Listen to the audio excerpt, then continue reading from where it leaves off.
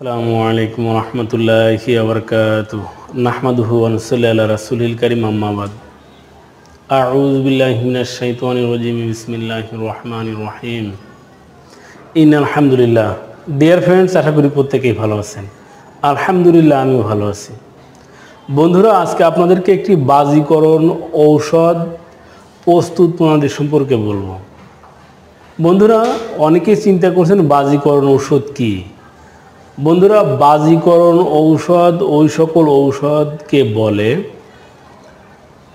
যে ঔষধ সেবনে অতিমাত্রায় শুক্র সৃষ্টি হয় এবং অসদৃশ রমণে পবিত্র করে। অর্থাৎ একটা অশ্ব যেরকম মাত্রায়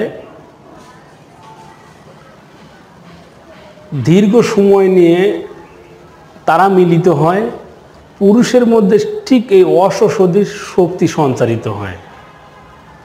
বন্ধুরা, আর সেই ভেষজটি কি? বন্ধুরা, পরিচিত ভেষজ, তবে পূর্বে আলোচনা করেছি, শুধু অনেকের আর্থিক অবস্থাকে বিবেচনা করে খুব সহজে আলোচনা করেছি, ফলে কার্যকারিতার ক্ষেত্রে একটু কম হয়েছে। বন্ধুরা, আজকে যে ডিটেলস আলোচনা করব, যাদের আর্থিক অবস্থা ভালো তারা অবশ্যই এই পন্থায় ঔষধটি তৈরি করবেন। বন্ধুরা, আর তা হচ্ছে আলকুশির বীজ। বন্ধুরা, আর এই আলকুশির বীজ অবশ্যই যেন দেশীয়টা হয়, একদম বিদেশি বা হাইব্রিড এটিকে প্রত্যাখ্যান করুন। অনেকে মনে করে বিদেশি মানেই ভালো কিছু। বন্ধুরা, সাধারণত এই ভেষজ বাংলাদেশের মাটিতে যেগুলো হয় এগুলোই সবচেয়ে বেস্ট। তো বন্ধুরা, আসুন মেইন আলোচনায় ফিরে আসি। বন্ধুরা, আপনার আলকুশির বীজকে এটি গরম পানি অথবা গরম দুধে ভিজিয়ে রাখুন। এটি সারা রাত্রি ভিজিয়ে রেখে সকালে খোসাটি ছাড়িয়ে নিন। যদিও খোসা ছাড়ানোটা বেশ কষ্টকর, যদি খোসা ছাড়াতে নাও পারেন তাতেও হবে, কোনো সমস্যা নেই। বন্ধুরা, অবশ্যই 3 কেজি দুধে 1 কেজি বীজ ব্যবহার করবেন, বা 1 কেজি বীজ সিদ্ধ করতে 3 কেজি দুধ ব্যবহার করবেন। এইভাবে সিদ্ধ করে সারা রাত্রি ভিজিয়ে রাখুন। সকালে খোসা ছাড়িয়ে নিন অথবা খোসা সহই এটি ছেঁকে উঠিয়ে নিন। এরপরে কড়া রোদ্রে শুকিয়ে নিন। বন্ধুরা, একটি ধাপ শেষ হয়ে গেল যে আপনি 1 কেজি বীজ শোধন করতে 3 কেজি দুধ ব্যবহার করলেন। 3 কেজি দুধ দিয়ে এটি ভালো করে সিদ্ধ করে ঠান্ডা হওয়া পর্যন্ত রেখে দিলেন, মানে সারা রাত্রি রেখে দিবেন। সকাল পর্যন্ত রেখে দিয়ে খোসা ছাড়িয়ে নেবেন, অথবা খোসা ছাড়ানো ছাড়াই ছেঁকে নিয়ে কড়া রোদ্রে শুকিয়ে নেবেন। এরপরে ভালোভাবে এটি পাউডার করে নেবেন।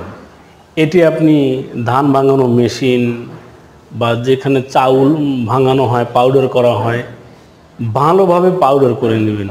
আর যাদের বাড়িতে ভালো ব্লেন্ডার আছে, ভালোভাবে ব্লেন্ড করে নেবেন। বন্ধুরা,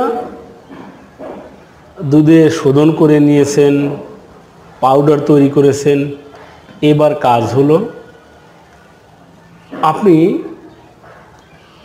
হয়তো 1 সপ্তাহের জন্য অথবা 15 দিনের জন্য অথবা দীর্ঘ দিনের জন্য করতে চাইলে আপনি অল্প পরিমাণ ঘি দিয়ে এই পাউডারটাকে একটু ভেজে নেবেন।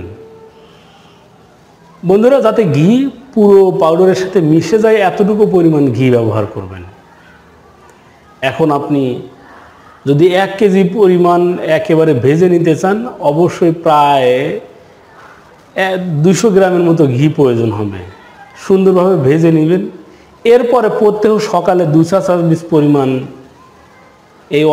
এই আলকুশির পাউডার গরম দুধ অথবা গরম পানির সাথে আপনি সেবন করবেন।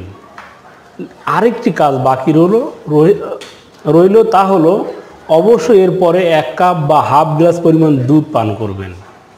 বন্ধুরা, একটু বেশি খরচে বা একটু কষ্টসাধ্য হয়, সাধারণত এই আলোচনাটি আমি কখনো করিনি, কিন্তু একদম বাজিকরণ ফলাফল পেতে আপনাকে একটু কষ্ট করতেই হবে।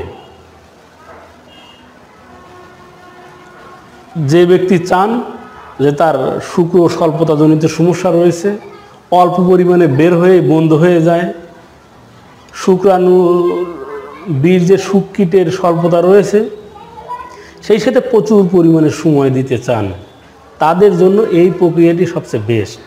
Please trust me, trust this herbs depend on আল্লাহ। ইনশাআল্লাহ সমস্যার সমাধান হবেই হবে।